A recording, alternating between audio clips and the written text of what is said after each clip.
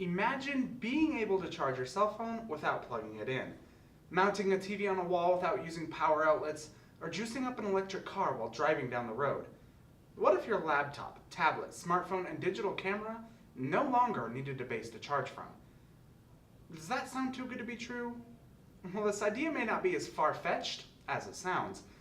Dr. Katie Hall, the Chief Technology Officer at Witricity, a base company for wireless electricity technology, said on March 28th of 2014, "The idea of eliminating cables would allow us to redesign our electronics in ways that we haven't yet thought of. That's just going to make our devices that much more efficient, more practical, and may even bring brand new functionality to them." This groundbreaking technology that Dr. Hall is testing is known as wireless electricity, and it promises to untether our future. In order to fully grasp the reality of wireless electricity, we must first take a look at what exactly it is, what inspired its creation, and how it works.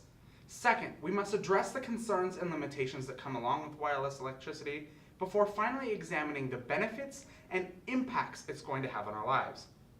So first, let's take a look at what exactly wireless electricity is. According to Witricity Online, last updated September 1st of 2014, wireless electricity is transmitting electric energy or power over distances without wires. Now, this isn't a new concept.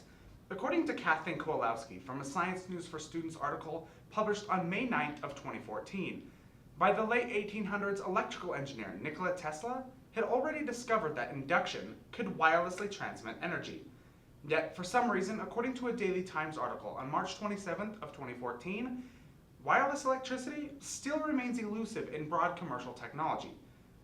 The article further goes on to explain why the Tesla coils, two coiled up pieces of copper wire attached to one another, didn't work, and why we didn't already possess this technology years ago was a result of the technology being underdeveloped and possessing gross inefficiencies. This was a consequence of two factors. One, Tesla failed to recognize that the Earth's atmosphere is not at all a perfect conductor for electricity. And two, Tesla failed to acknowledge that radio waves could be possible interruptions to his coil system. The aforementioned Witricity Online says that both of these problems have been solved by using one, longer and thicker pieces of copper wire, and two, by creating an electromagnetic field that is both stronger and more durable than radio waves, making the technology both useful and efficient. So now that we understand what it is and where it came from, let's take a look at how it works. According to physics.org, a website updated and maintained by the Physics and Society team at the Institute of Physics on April 18th of 2014. In regards to wireless electricity, electricity runs through a normal power socket into a coil to produce a magnetic field. Elsewhere in the room, a second coil will transform that magnetic field back into an electric current to power on your TV or charge your phone. Now, these two coils are fine-tuned to have the same resonant frequency to ensure that only the receiving device is targeted by the electricity. To further explain fine-tuning, it has to do with the concept that all devices have a different level of need for power. In other words, if not adjusted just right, these coils could feed too much electricity into one device, causing it to fry, and not enough electricity into another device. Furthermore, as Ching-Chi Lin, a reporter for Telecommunications Weekly on August 20th of 2014 states, when the two coils, which are called the resonance structure, receive a power identification signal from a device within its magnetic field range, such as a phone or a TV, it goes through a process called ICPT, or inductively coupled power transfer mode. And in this mode, the resonance structure sends an electromagnetic signal to another resonance structure within the home and then back to the electric device to either give it power or to charge it. So now that we understand how this technology works, let's address the concerns and limitations that come along with it.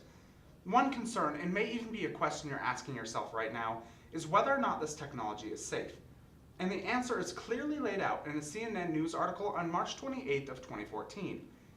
You don't have to worry about being zapped. The magnetic fields used to transfer power are perfectly safe. In fact, they're used with the same kind of technology that is in Wi-Fi routers. Consequently, there are only two legitimate limitations this technology possesses. The first is a result of signal strength as more devices get added to it. So think of your Wi-Fi routers. The more and more devices you have using its signal, the weaker its signal becomes. And the same can be said for wireless electricity.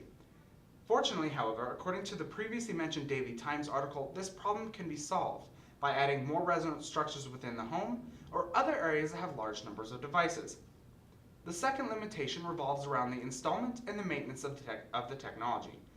As Ching-Chi Lin in the previously mentioned Telecommunications Weekly article states, a highly coordinate tuning between the resonant structure and the electric device is required because all devices have a different level of need for power, which makes the problems with wireless electricity that much more complicated.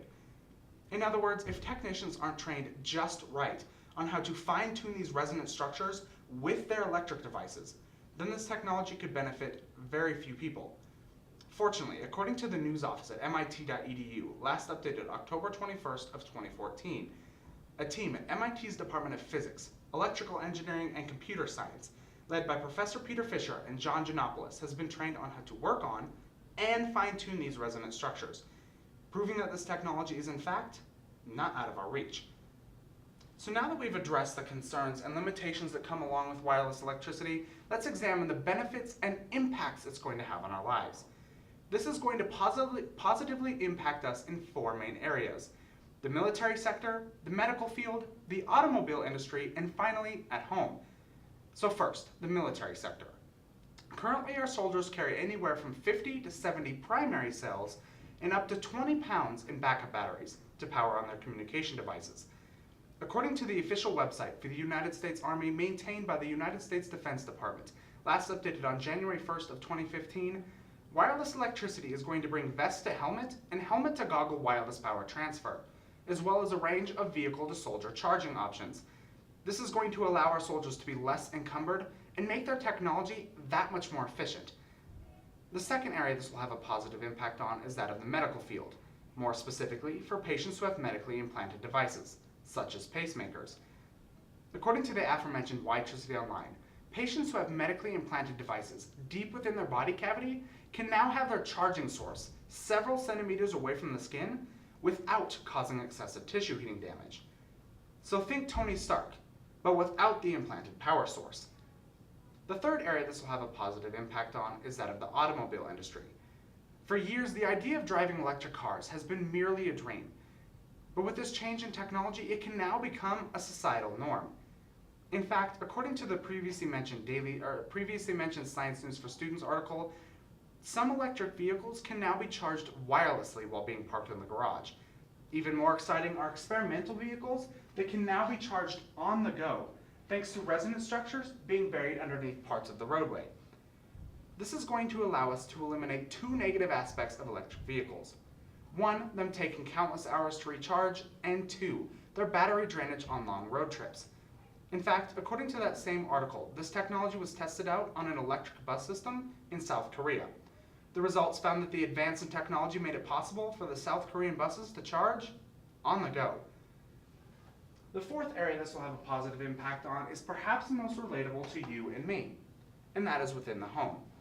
We are constantly using devices such as our phones, our tablets, our laptops, our microwaves, our TVs, etc. every day. We are constantly surrounded by and even dependent on devices that need some kind of electric charge. With Witricity's technology, we can now eliminate our electric cords, eliminate our clutter, and most importantly, eliminate our inefficient energy transfer. So today, we've looked at what exactly wireless electricity is, its history, and how it works. Then we address the concerns and limitations that will come along with the technology, and then finally examine the benefits and impacts it's going to have on our lives.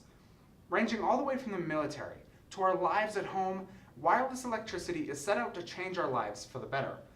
And as Dr. Katie Hall in a CNN News interview on March 28th of 2014 states, kids in the future are going to be asking us, why is it called wireless? So if Dr. Hall and her team have it their way, we can imagine a world where the electric cord goes the way of the floppy disk and the dial-up modem.